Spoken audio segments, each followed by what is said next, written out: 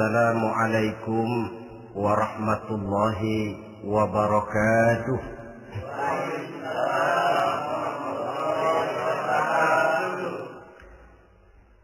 Alhamdulillahi rabbil alamin.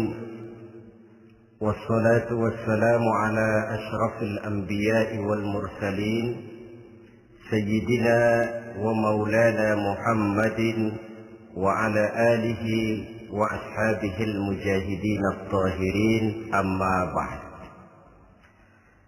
Saudara hadirin kaum muslimin rahimakumullah. Dalam kehidupan sehari-hari kita selalu berhadapan dengan dua hal yang berlawanan, dengan dua hal yang kontroversial kata orang sekarang, yang kita diharuskan memilih satu di antara kedua hal itu. Sejak kita bangun tidur sampai kita tidur lagi, selalu kita hadapi dua persoalan itu, yang benar dan yang salah, yang hak dan yang batil, yang pantas dan yang tercela, yang ma'ruf dan yang munkar. Persis seperti sebaik lagu yang lagi ngepop dan banyak dinyanyikan anak sekarang, madu di tangan kananmu katanya, racun di tangan kirimu. Tapi saya pikir-pikir bagaimanapun, kalau cuma sekedar madu di tangan kanan, racun di tangan kiri, adresnya jelas. Yang repot kalau kita sudah tidak tahu lagi mana yang madu, mana yang racun. Lebih celaka lagi di zaman sekarang, banyak racun mereknya madu. Kita terpedaya, kita terpesona, kita terpukau oleh racun yang bermerek madu ini. Kita minum dia, yang akibatnya rawan di dalam kehidupan kita. Sangat banyak racun-racun yang terpancang di sepanjang perjalanan hidup kita ini. Dan dua di antara racun kehidupan itu akan kita bicarakan pada pertemuan kali ini, yakni arak dan judi, minuman keras dan judi.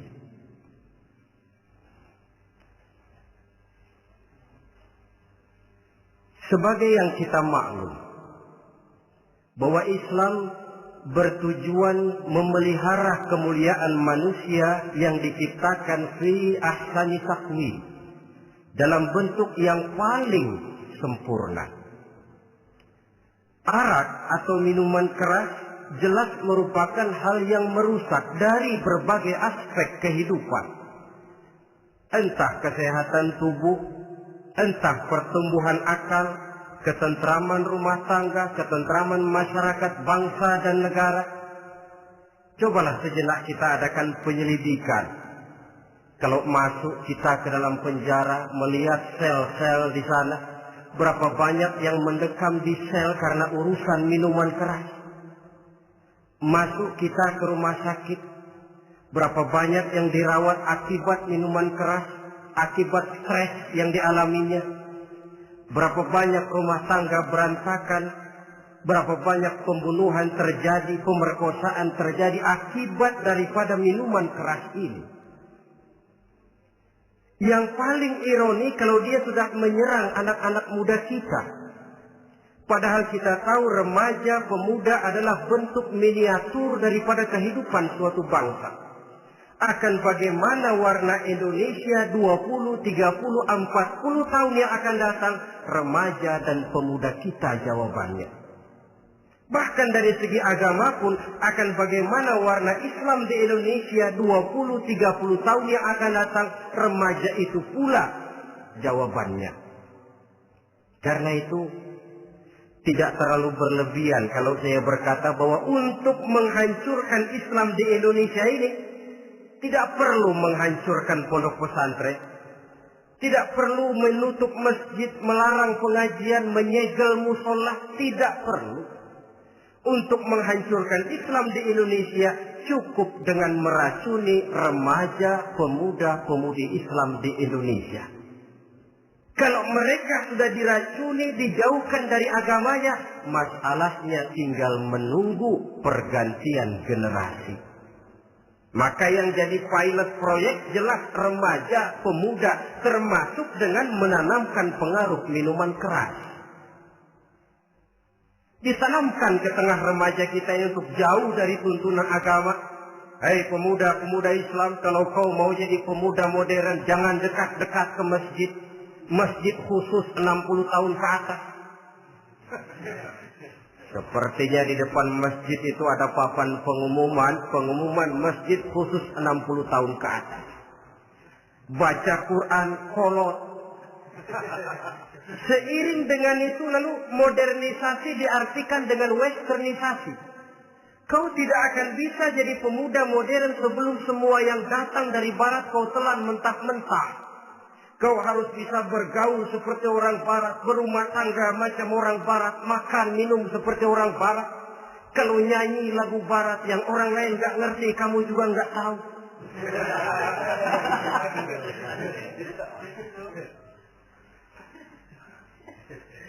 Anutlah itu free love yang pada gilirannya akan mengarah kepada free sex alias samenleven. Isaplah itu ganja, morfin, narkotik. Jikalau sudah terlena kita dengan itu, maka kehancuran suatu bangsa sesungguhnya sudah dimulai. Penyakit minuman keras ini bukan cuma penyakit zaman ini. Masyarakat yang dihadapi oleh Rasulullah Sallallahu Alaihi Wasallam 14 abad yang lalu juga masyarakat yang kemaruk dengan minuman keras. Arab jahiliyah kalau sudah minum arak mabuk, tidak cuma minum, dia mandi pakai arak. Sistem pendidikan yang disampaikan Islam bijaksana. Mula-mula diberikan gambaran bahwa arak itu walaupun ada manfaatnya tapi ada bahayanya. Dan bahayanya jauh lebih besar daripada manfaatnya. Tahap kedua diberikan pesan jangan mendekati sholat dalam keadaan mabuk. Padahal sholat 1 hari 1 malam 5 kali artinya makin jauh saja dia dari arak itu. Pada saat kondisi iman sudah memungkinkan barulah turun vonis bahwa arak itu najis, perbuatan setan, jauhi. Yang ironi yang saya katakan tadi, racun mereknya madu. Kadang-kadang kita dibuai dengan iklan yang tidak mendidik. Saya pernah lihat ada iklan misalnya, Anda ingin modern, majulah bersama minuman ini.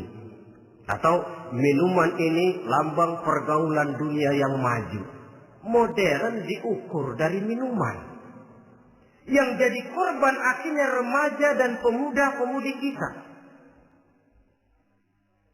Saya teringat satu analisa dari Rasulullah Sallallahu Alaihi Wasallam. Beliau bersabda, Inna min asratis sa'ah. Sesungguhnya di antara tanda-tanda kiamat. Apa kiamat itu?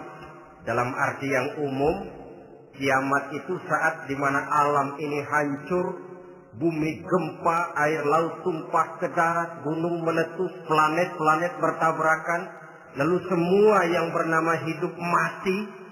Itu kiamat beneran. Saya nggak mau cerita kiamat beneran, sebab saya sendiri nggak kepengen ngalamin. Yang sering kita ngalami ini kiamat kecil-kecilan. Kiamat mini. Apa kiamat mini itu? Hancurnya sendi-sendi kehidupan sosial. Maksiat merajalela, munkarat menjadi-jadi. Yang ma'ruf dianggap munkar, yang munkar malah menjadi ma'ruf. Yang salah disanjung-sanjung, yang benar dicaci maki. Tuntunan dianggap tontonan, tontonan malah jadi tuntunan. Kan kiamat kalau sudah begitu. Pencungkiran nilai. Kenapa hal semacam ini bisa terjadi? Penyebabnya kata Nabi, pertama ayyurfa'al ilmu. Ilmu diangkat oleh Allah. Bagaimana cara Allah mengangkat ilmu dan apa maksudnya itu? Allah mengangkat ilmu itu, saudara, caranya pertama dengan mewafatkan ulama. Makin banyak ulama wafat, makin banyak ilmu ditarik. Yang kedua, kurangnya minat orang untuk belajar agama. Kalau sudah klop macam itu, artinya agama sudah disudutkan ke pojok-pojok kehidupan. Agama cuma sekedar tinggal dekorasi. Agama cuma seminar, cuma kongres, cuma muktamar. Tapi bahwa agama merupakan realita dalam kehidupan, itu tidak pernah terwujud. Kalau ulama sudah tiada, minat orang belajar agama berkurang, maka ajaran Allah tidak lagi didenungkan orang. Dikala itu, wa yuzharul jahlu, akan muncullah kebodohan. Nampak kebodohan di mana-mana. Muncul permitted society, masyarakat yang merasa boleh hidup dengan kaidah serba boleh. Tidak ada halal, tidak ada haram. Tidak ada hak, tidak ada batil. Semuanya serba boleh. Kalau sudah begitu kondisi masyarakat, terjadilah apa yang dianalisa oleh Nabi. Dikala itu, wayaqsu zina. Zina dikerjakan berterang-terangan. Orang sudah tidak punya malu. Hidupnya sudah pakai prinsip punya kuping kebo. Punya muka tembok. Punya kulit badak. Kalau juga dikasih tahu, malu dong kau tinggal serumah belum nikah. Malu sama siapa? Masyarakat. Allah, masyarakat cuek aja.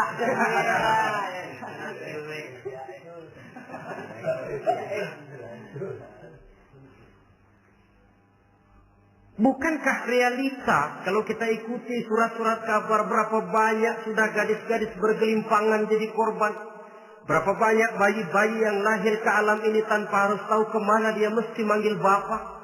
Yang akhirnya mengalami keterakisan, dimasukkan ke dalam kantong plastik, dibuang ke tempat sampah. Kalau itu sudah terwujud, muncul efek negatif yang kedua. Wa yushrabal khamr.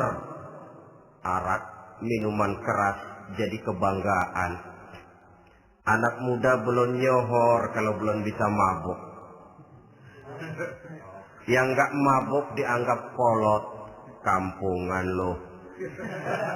Bikin malu baru kena segelas aja udah miring.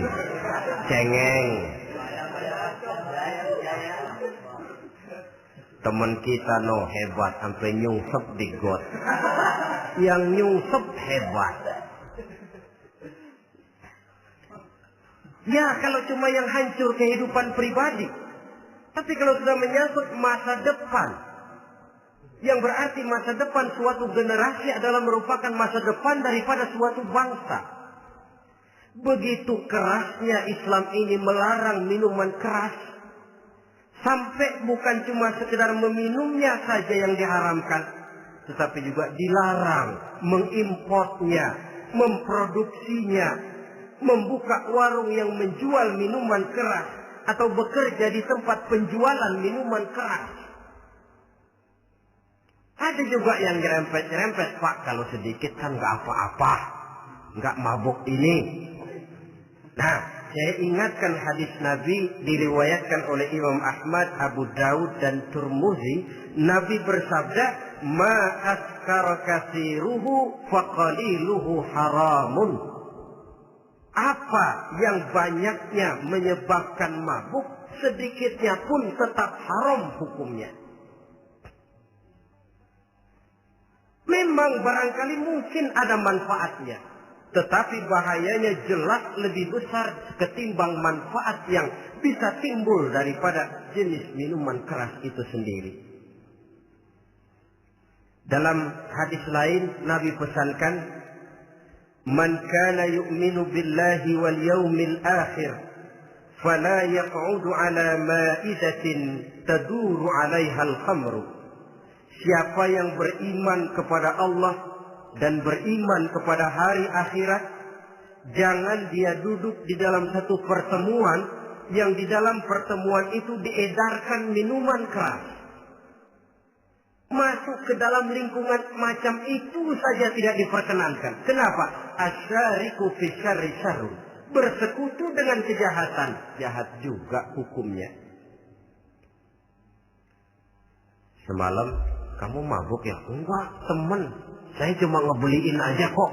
Apalagi ngebeliin.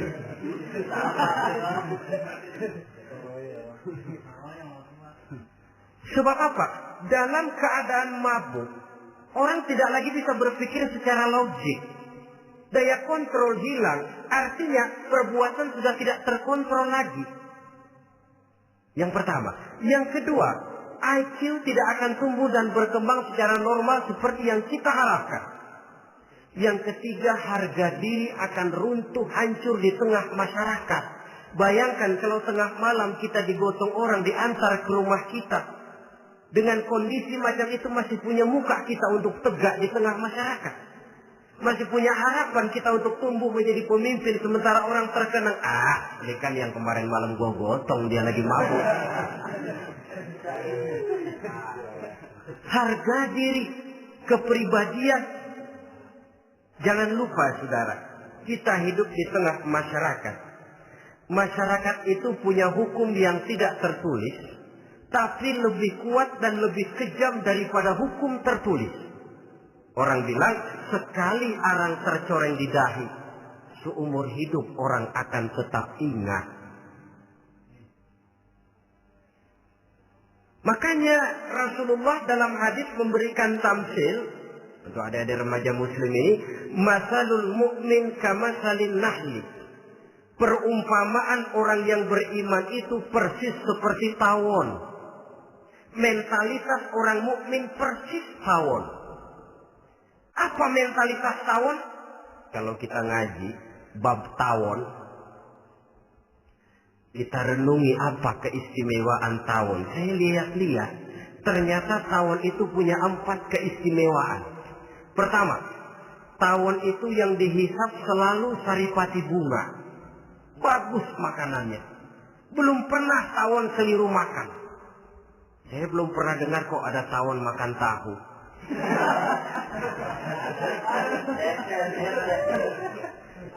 Yang dimakan selalu saripati bunga. Artinya apa? Orang mukmin perutnya itu perut selektif. Yang dimakan yang baik-baik, yang diminum yang baik-baik. Yang baik menurut agama itu adalah yang halal, thayyibat. Perutnya selektif, bukan perut asbab. Kalau asbab puntung apa saja masuk ke dalamnya. Tapi mukmin perutnya ini selektif. Daging kambing masuk, tahu masuk, kangkung masuk, kodok minggir. Air kelapa minum, kopi minum. Tapi kalau sudah berbau minuman keras, minggir. Sebab apa? Makanan dan minuman yang kita masukkan ke dalam perut besar ini akan digiling dalam perut besar,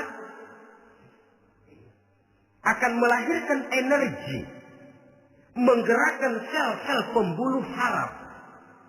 Kalau makanan dan minuman itu terdiri dari yang haram, energi yang ditimbulkan olehnya energi yang haram, mempengaruhi sel-sel pembuluh saraf. Orang akan cenderung berpikir yang haram kalau terlalu sering memakan makanan haram. Kalau sudah berpikir kepada yang haram, perbuatan pun akan mengarah kepada yang haram juga. Contoh kecil aja dah, ada nggak maling mikirin majelis taklim? Karena yang dimakan lebih banyak yang haram, yang dipikir paling-paling nanti malam rumah siapa lagi nih ya? Sudah mengarah ke sana.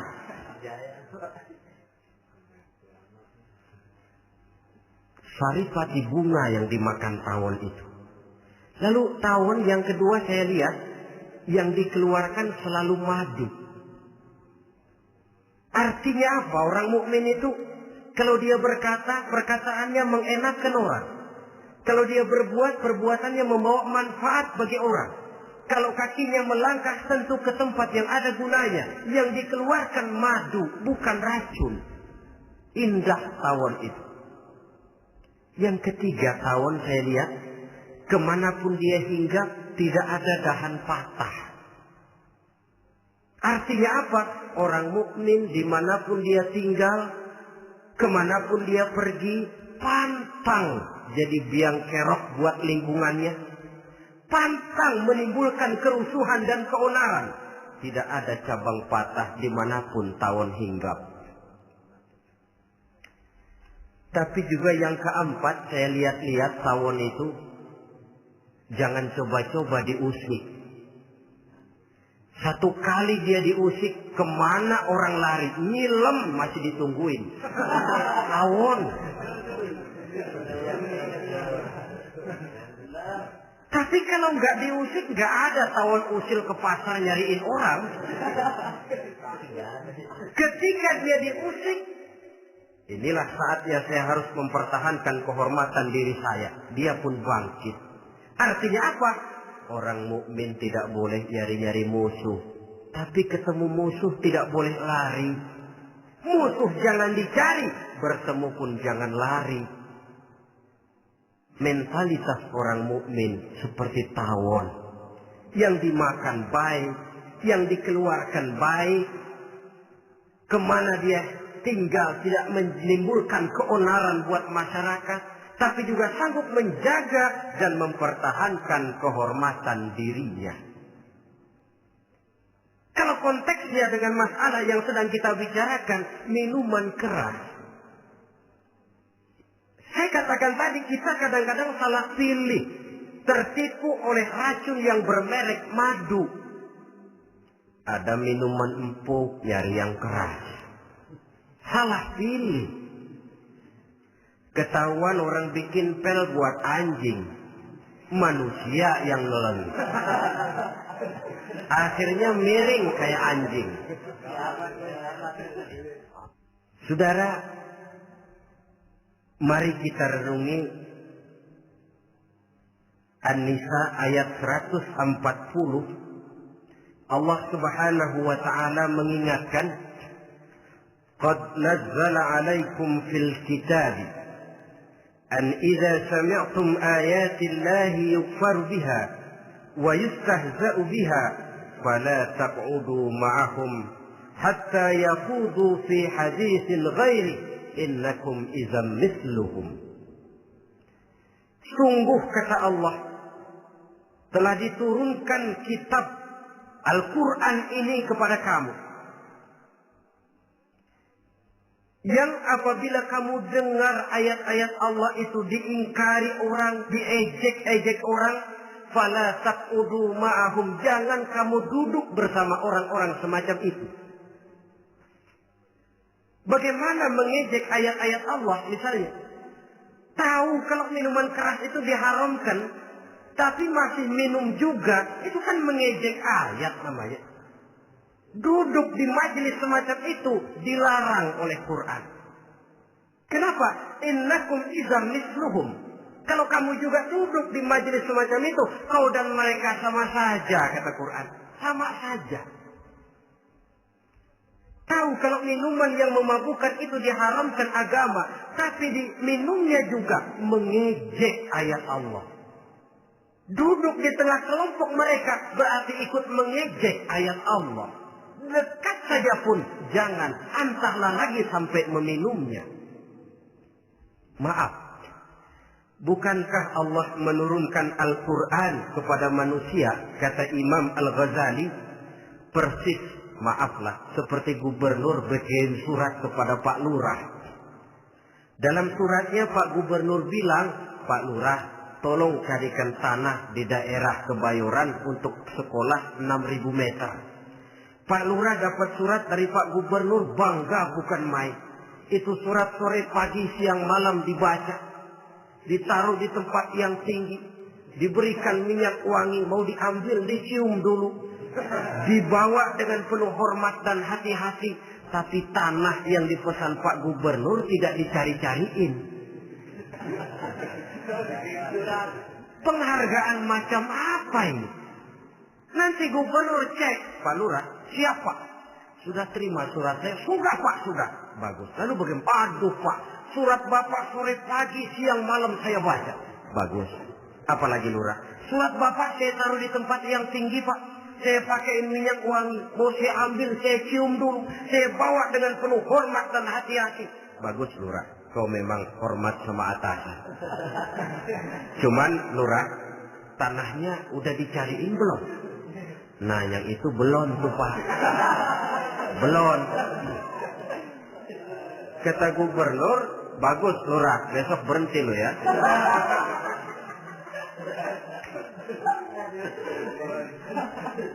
Membacanya memang penting. Al-muta'abbad bitilawatihi, beribadah dari sebab membacanya. Tapi setelah kita baca, kita tahu isinya. What next? Mau apa kita dengan isinya itu? Jangan yang kita baca kita injak-injak. Itulah ironinya. Bagaimana Quran itu mau membawa keberkahan dalam hidup ini? Kalau yang kita baca sering kita injak-injak. Dalam kehidupan kita baca ayat wa ahallallahu al-bai'a wa harrama riba. Allah halalkan jual beli, Allah haramkan riba, tapi renten ditelan terus.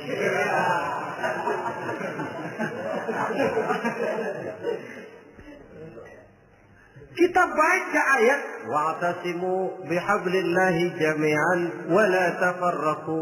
Berpegang teguhlah kamu kepada tali Allah, jangan bercerai-berai.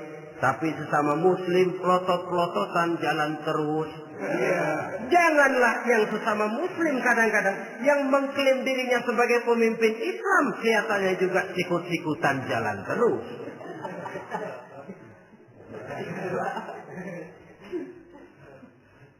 Sehingga tidak heran kalau orang bilang di bawah ngamalin ayat kursi sudah sampai di atas ayat hilang, tinggal kursi saja yang diamalin. Ironi dan menyedihkan. Perjalanan panjang memang saatnya kita menunggal dengan Al-Quran ini. Tetapi prosesnya memang harus kita mulai dari sekarang. Perkara kapan proses ini selesai, itu bukan masalah kita. Tapi bahwa kita sudah memulai suatu proses, itulah yang diharapkan. Hadirin yang saya hormati, oleh karena kerasnya peringatan Islam terhadap minuman keras, pernah satu hari seorang lapor kepada Khalifah Umar bin Abdul Aziz bahwa ada sekelompok orang berkumpul meminum minuman keras. Kata Khalifah Umar bin Abdul Aziz, zerah mereka, hukum, cepat. Ya Khalifah, kenapa? Di tengah mereka ada juga orang yang Ramadan biasa puasa.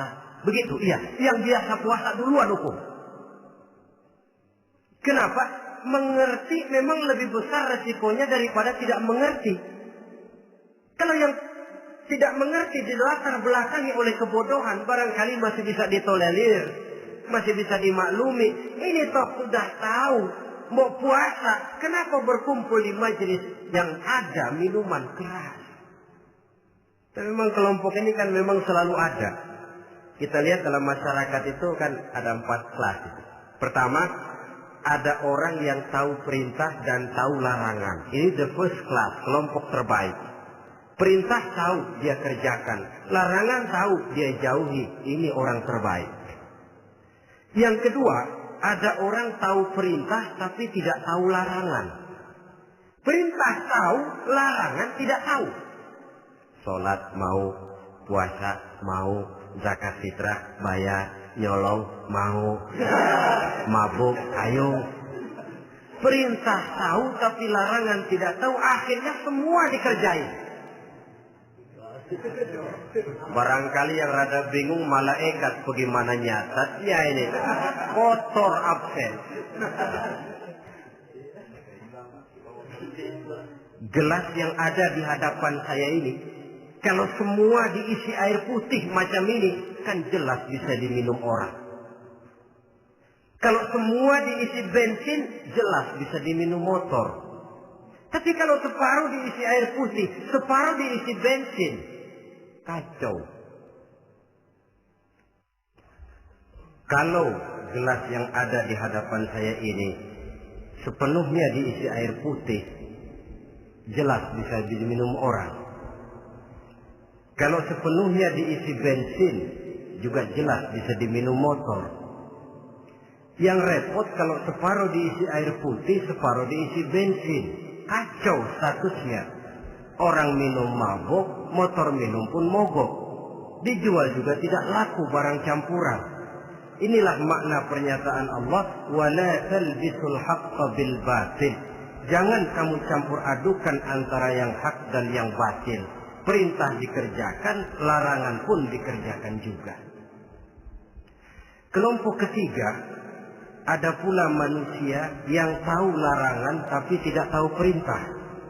Larangan tahu tapi perintah tidak tahu. Jahat sama tetangga tidak, mencuri tidak, mabuk tidak, zina tidak, sholat tidak, puasa tidak, polos, semua serba tidak. Dan yang terakhir, kelompok keempat, perintah tidak tahu, larangan pun tidak tahu. Ini masuk kelompok makhluk gratis. Misalnya kambing, ayam, kerbau, itu kan makhluk-makhluk yang memang perintah tidak tahu, pun larangan juga tidak tahu. Nah, dalam hubungannya dengan ini, saya mengajak, marilah kita berusaha sekuat mungkin menjauhkan diri dari minuman keras yang jelas bahayanya dengan hidup tidak jauh dari bimbingan agama. Hadirin kaum muslimin rahimakumullah. Kawan seiring dan sejalan dari minuman keras, judi namanya. Saudara kembar barangkali. Yang satu sering menimbulkan yang lain, tetapi bukan tak jarang keduanya berjalan berdampingan. Posisi judi dan arak ini dalam Quran sama bahayanya. Apa sebab? Mentalitas judi adalah mentalitas sirkel, lingkaran setan. Artinya, yang menang biasanya ketagihan, yang kalah biasanya penasaran. Ini yang menyebabkan orang tidak mau berhenti. Kalau dia menang, dia ingin mencoba untuk menang dalam jumlah yang jauh lebih besar lagi.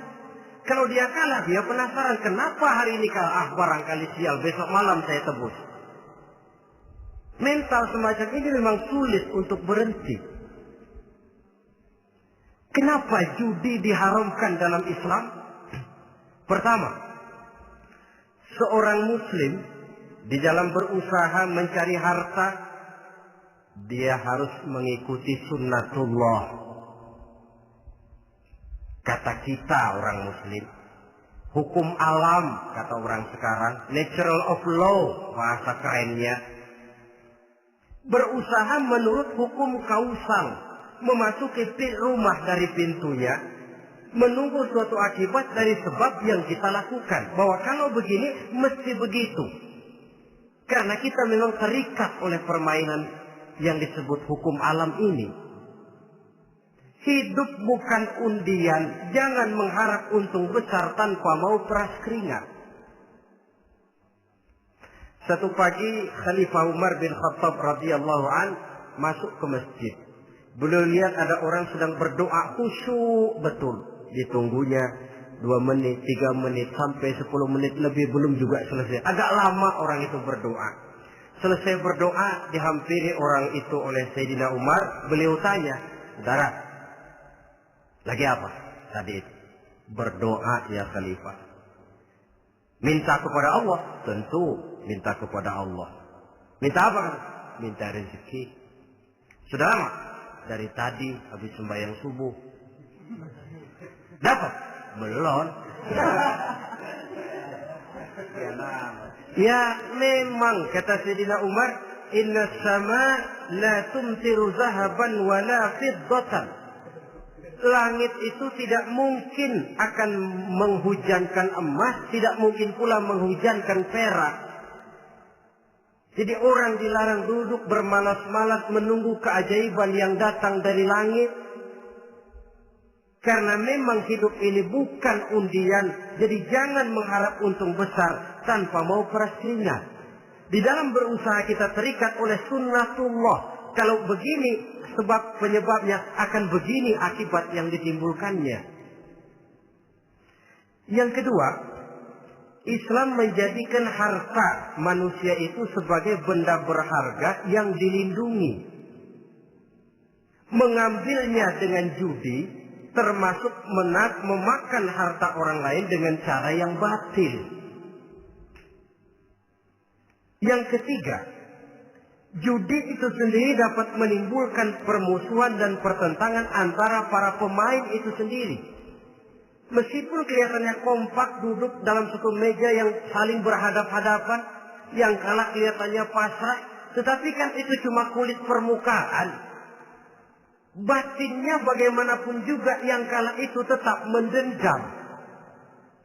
Sedangkan yang kalah di samping mendendam juga mengomel, mencaci mungkin ya lawan bermainnya, ya mungkin juga dirinya sendiri.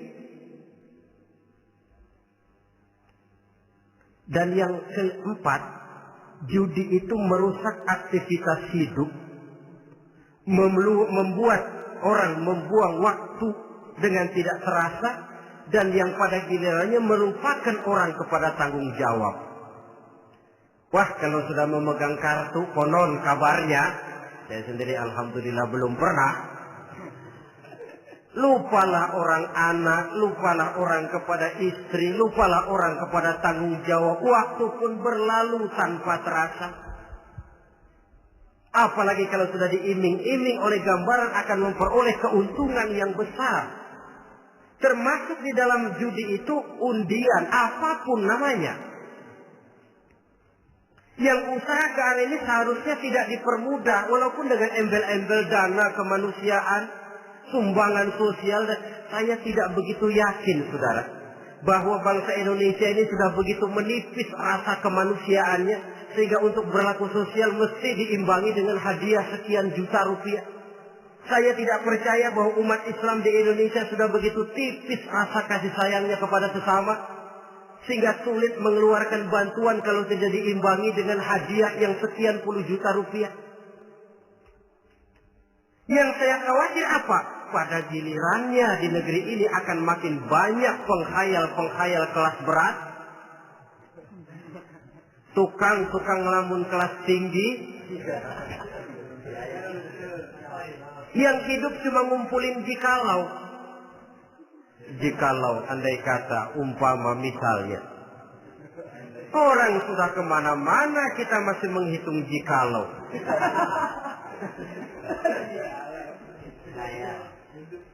Orang boleh saja mengharap burung terbang tinggi, tapi punai di tangan jangan dulu dilepas. Artinya, idealisme silahkan terbang setinggi langit, tapi kaki harus tetap berpijak di alam realita.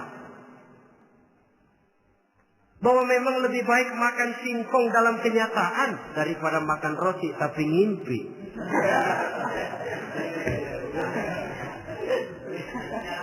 Kadang anaknya menangis, Pak minta jajan, ada uang 200 rupiah. Sudahlah sabar, kau jangan jajan, nanti bapak beliin kalau tembus 100 juta nih. Akhirnya yang 100 juta tidak, anak pun kelaparan. Bukankah akan jadi masalah bagi semuanya? Belum lagi rasa sayang kepada harta yang sudah dia miliki, entah itu tanah, rumah, kendaraan. Kalau sudah kadangkala di meja judi, hilang rasa sayang kepada benda itu. Ada rumah-rumahnya dilelang, ada kendaraan-kendaraan jadi taruhan, ada jam tangan pun copot tanpa terasa. Maka berapa banyak rumah tangga berantakan, istri minta cerai, orang jadi nekat merampok, orang jadi nekat mencuri, korupsi kalau dia pejabat. Akibat apa ini? pengaruh yang namanya judi. Saudara kaum muslimin, ma'asyiral muslimin rahimakumullah. Itu sebabnya di dalam surah Al-Maidah ayat 90 Allah menekankan, innamal khamru wal maisir wal ansab wal azlam rijsun min amali syaitan fajtanibuhu la'allakum tuflihun. Sesungguhnya arak, judi, berhala, mengundi nasib itu rijsun. Ya Allah, jarang benar Quran menggunakan kalimat rijsun. Rijsun ini sudah merupakan puncak kekotoran. Bapak moyangnya najis, itu rijsun. Rijsun, kotor. Sudah kotor ditambah pula min amali syaitan, pekerjaan setan. Wajtanibuhu, jauhi. Jangan sampai main, dekat saja tidak boleh, jauhi. La'allakum tuflihun, jikalau kamu mau menjadi orang-orang yang beruntung. Sejarah tidak pernah mencatat ada orang jadi miliuner karena judi. Sejak David Rockefeller sampai Aristotle Onassis, orang-orang kaya top di dunia, mereka kaya bukan karena judi, tapi karena kemauan peras keringat banting tulang, mau memulai sesuatu dari kenyataan yang real di depan mata. Sebab apa? Hidup ini memang perjuangan. Janganlah kita ingin hidup dengan satu prestasi, ingin tetap hidup seperti apa adanya sekarang ini saja, toh kita harus berjuang. Apalagi ingin hidup lebih baik, lebih terhormat, lebih mudah. Hidup perjuangan. Perjuangan berarti pengorbanan. Berani hidup artinya berani berjuang. Berani berjuang maksudnya rela berkorban. Takut berkorban, jangan berjuang. Tidak mau berjuang, berhenti hidup. Itu logika. Dan bagaimanapun saya yakin lebih baik berkorban daripada menjadi korban. Kalau sekarang kita berkorban, peras keringat, banting tulang, berusaha secara sunnatullah untuk menghidupi anak, istri, keluarga, pada satu saat kita tidak akan menjadi korban kebrutalan anak-anak kita sendiri. Kalau mereka dibesarkan dan tumbuh berkembang oleh hasil yang diperoleh dari meja judi. Ayat 91 Al-Maidah ini lebih memperkuat lagi. Kalau itu arak, judi, berhala, mengundi nasib adalah perbuatan setan, sebenarnya setan mau apa sih? Ayat 91 menegaskan, innama yuridu syaitanu ayyuqi'a bainakumul adawata wal baghdha'a fil khamri wal maisir.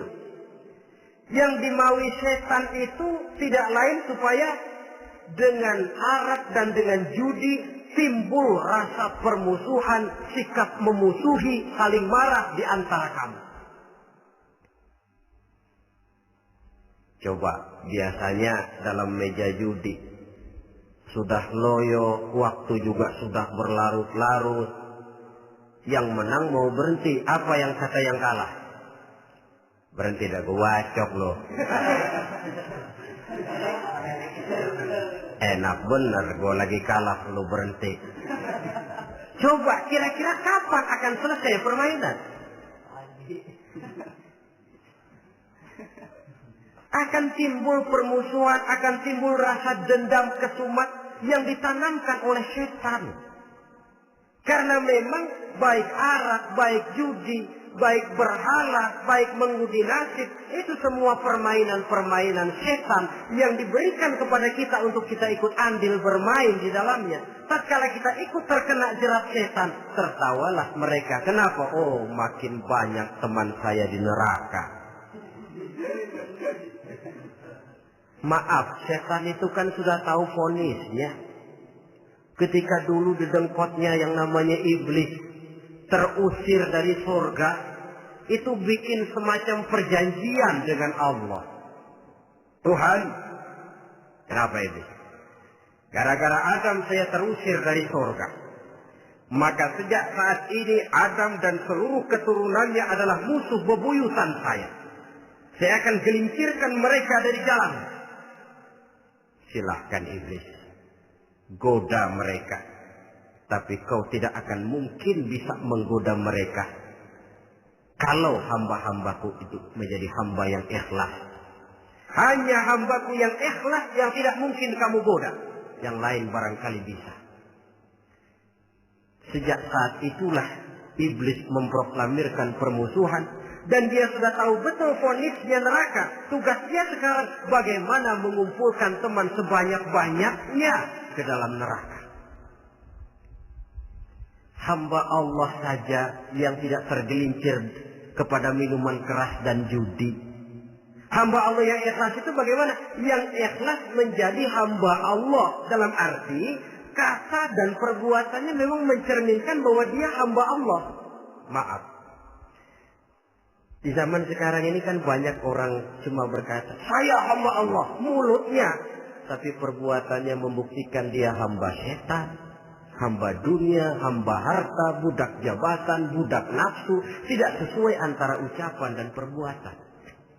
Sebab itu kata-kata hamba Allah kalau keluar dari mulut manusia itu murah. Soalnya ngaku siapapun bisa.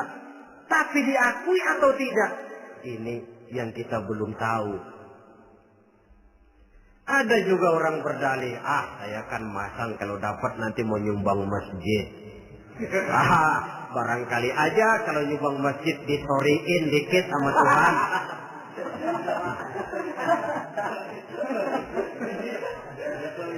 Apa bisa begitu?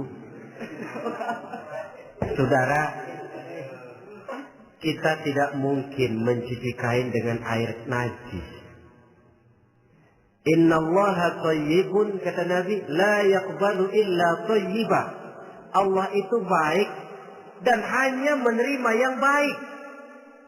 Bahwa dalam Islam tujuan yang baik harus dicapai dengan prosedur yang baik. Bahwa niat menyumbang masjid bagus, tapi hasil daripada judi atau undian tidak akan menyampaikan kita kepada tujuan itu. Tidak boleh mencuri kain walaupun niatnya untuk sholat. Kalau nyolong kain niatnya buat sembahyang, dimaafin kali. Walaupun sholatnya sah, mencuri kainnya tetap saja dosa. Islam tidak menghalalkan segala cara untuk mencapai suatu tujuan. Bahwa tujuan yang baik harus dicapai dengan cara yang baik juga. Dan penyakit judi ini juga bukan penyakit baru. Sejak dulu masa jahiliyah judi mereka, saya kira kalau Las Vegas, kota judi Amerika saja barangkali masih kalah dengan cara judi jahiliyah dulu. Mereka kalau sudah judi itu uang. Habis uang ada punya tanah pasang taruhan. Habis tanah ada rumahnya dipasang. Apalagi yang ada? Ternak unta dipertaruhkan. Harta habis, rumah ludes, kebun binasa. Ada istri juga dipasangin. Judi.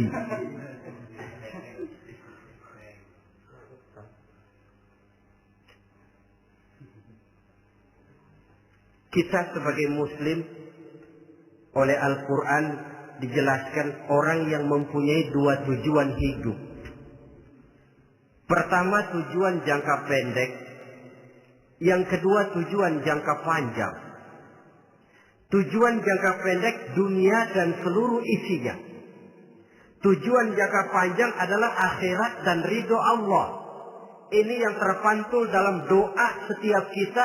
Rabbana atina fid dunya hasanah wa fil akhirati hasanah.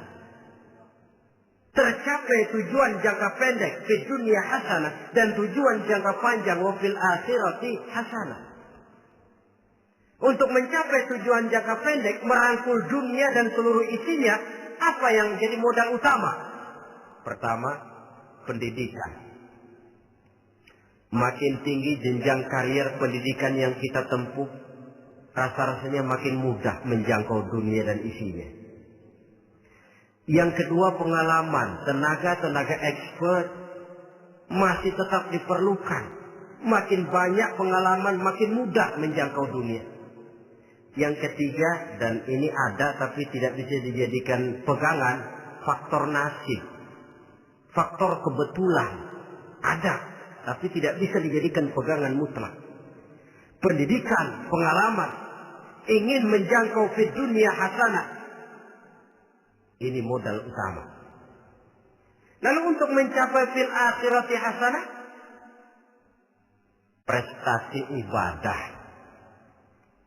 Bagaimanapun tinggi pangkat dan jabatan kita, bagaimanapun banyak gelar kita sandang, tanpa prestasi ibadah, nol besar kita dalam pandangan Allah. Itu sebabnya kita sholat. Jadi tidak beralasan kalau orang ditanya, kenapa sih kamu nggak sholat? Tetangga saya sholat melarat terus.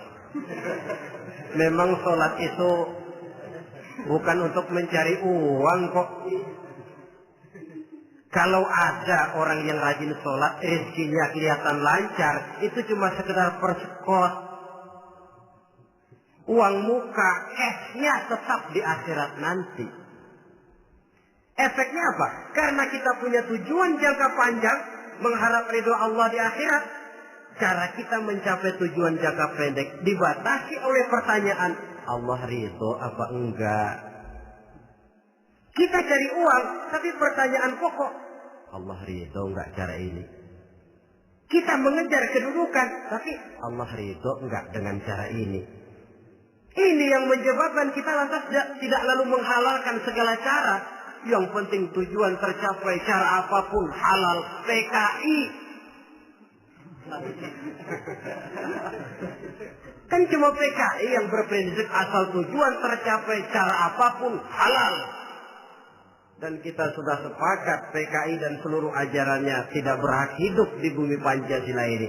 Cuma jangan sekedar PKI-nya dikutuk tapi ajarannya dipakai.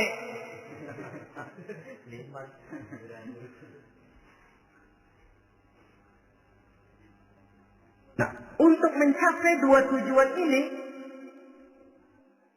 Islam mengajarkan sistem keseimbangan. Sehingga Nabi sabdakan, "I'mal li dunyaka ka'annaka ta'ishu abada, wa'mal li akhiratika ka'annaka tamutu ghada." Bekerjalah buat duniamu seolah-olah kau akan hidup untuk selamanya, tetapi bekerjalah untuk akhiratmu seolah-olah kau akan mati besok. Jadi kalau kita sudah sholat menghadap Allah, usolli fardhu maghrib, Allahu Akbar, ingat seolah-olah kita akan mati besok supaya timbul khusyuknya. Tapi kalau kita sudah bekerja, kuliah, bekerja, belajar di tempat tugas, ingat seolah-olah kita akan hidup selamanya supaya timbul gairah kerja. Jangan dibalik. Di kantor ingat mati, lemas terus. Ngapain kerja sungguh-sungguh bakalan mati. Lagi sholat ingat Duta Merlin, Altiron Plaza, ya kacau. Salah pasang, tidak pada tempatnya. Untuk mencapai di dunia hasanah ini, Islam mengajarkan tempuh jalur yang mengikuti sunnatullah. Itu yang dihargai oleh agama. Terikat oleh hukum kausal bahwa kalau ini yang saya usahakan hasilnya akan begini. Perkara nanti hasil tidak seperti yang kita harapkan, baik sangkalah kita kepada Allah. Sebab kita tidak tahu rahasia apa di belakang itu. Kadang orang mengeluh, habis saya rajin sholat tapi rezeki seret, berhenti aja dah. Kita tidak tahu rahasia di belakang itu. Pernah hadirin, satu hari seorang petani, dia selesai bekerja di ladang, istirahat. Dia tidur di bawah sebuah pohon beringin. Di sebelah pohon beringin itu ada pohon labu. Dia berpikir, Kalau saya lihat-lihat Tuhan nggak adil katanya. Masa pohon beringin pohonnya besar, buahnya kecil. Pohon labu pohonnya kecil, buahnya gede. Tuhan bukan arsitek ulung ini.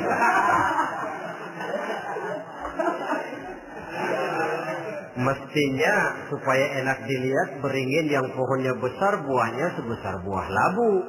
Pohon labu yang pohonnya kecil buahnya kecil saja sebesar buah beringin. Tidak adil Tuhan. Baru dia selesai berpikir Tuhan tidak adil, jatuh sebutir buah beringin tepat menimpa hidungnya. Dia terkejut. Astagfirullahaladzim. Kalau begitu saya sadar katanya Tuhan benar-benar adil. Coba kalau buah beringin segede buah labu, waduh kayak apa muka saya ini.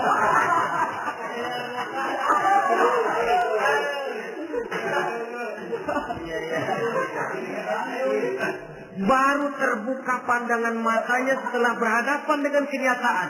Baru keluar respek. Allah benar-benar adil.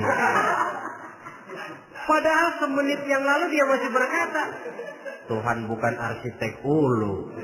Tapi semenit kemudian setelah berhadapan dengan kenyataan yang real dia hadapi, Allah benar-benar adil.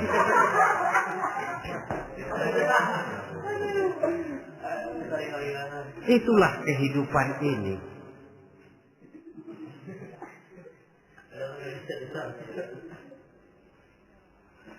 Saudara hadirin yang saya hormati, karena itu baik arak, baik judi, dua-duanya merupakan bahaya laten yang tidak hanya mengancam kehidupan agama, tetapi juga masyarakat, bangsa dan negara, apalagi kalau sudah jatuh kepada generasi penerus. Dan yang bagaimanapun juga saya berpikir sebenarnya remaja, pemuda, pemudi kita cuma korban dari suatu sistem. Sebab ini merupakan tanggung jawab bersama. Ulama, mubalik macam saya paling wewenangnya cuma ngomong. Yang punya SK untuk memberhentikan pabrik minuman keras itu kan Menteri Perindustrian. Tangan-tangan eksekutif. Sehingga kalau Nabi katakan, Man ra'a minkum munkaran falyughayyir biyadihi wa illam yastati' fa bilisanih wa illam yastati' fa biqalbihi. Apabila salah seorang kamu melihat suatu kemunkaran, termasuk minuman keras dan judi di dalamnya, rubah itu. Dengan cara apa? Kalau kau mampu dengan tangan, artinya power, kekuatan. Kalau dengan tangan tidak mampu, ini orang kalau gue pukul gue yang melintir nih. Umpamanya, fabilisani, dengan lidah ngomong. Mas, saya senang sampean tinggal di sini, kampung kami tambah warga, tapi tolonglah jangan bawa pengaruh yang tidak baik. Kalau ternyata bicara pun tidak berani, fabiqalbi, cukup dalam hati, sekurang-kurangnya tidak ikut membenci kemungkaran dalam hati, itulah kadar iman yang paling lemah. Ini secara umum. Tapi kalau hadis ini kita mau adakan semacam, katakan description of job, bahasa kerennya, kita adakan pembagian tugas. Siapa yang harus merombak kemungkaran dengan power? Penguasa, pemerintah, sebab dia punya aparat. Siapa yang merombak kemungkaran dengan lidah? Ulama, kiai, mubalik, ngomong. Siapa yang hanya merubah kemungkaran dalam hati? Kita umumnya rakyat lemah ini. Yang mau ngomong gak berani, tapi hati pegel. Nah, kalau sudah ada pembagian tugas semacam itu, insya Allah masing-masing akan berjalan pada relnya. Dan pada akhirnya selamatlah kita, bangsa Indonesia, umat Islam pada khususnya, dari bahaya, baik bahaya minuman keras maupun bahaya judi. Menyelamatkan bangsa dan yang lebih lagi menyelamatkan masa depan kita. Sekianlah saudara pertemuan kita pada saat ini. Mudah-mudahan ada manfaatnya. Terima kasih atas segala perhatian. Mohon maaf atas segala kekurangan. Usikum wa nafsi bitaqwallah. Wassalamualaikum warahmatullahi wabarakatuh.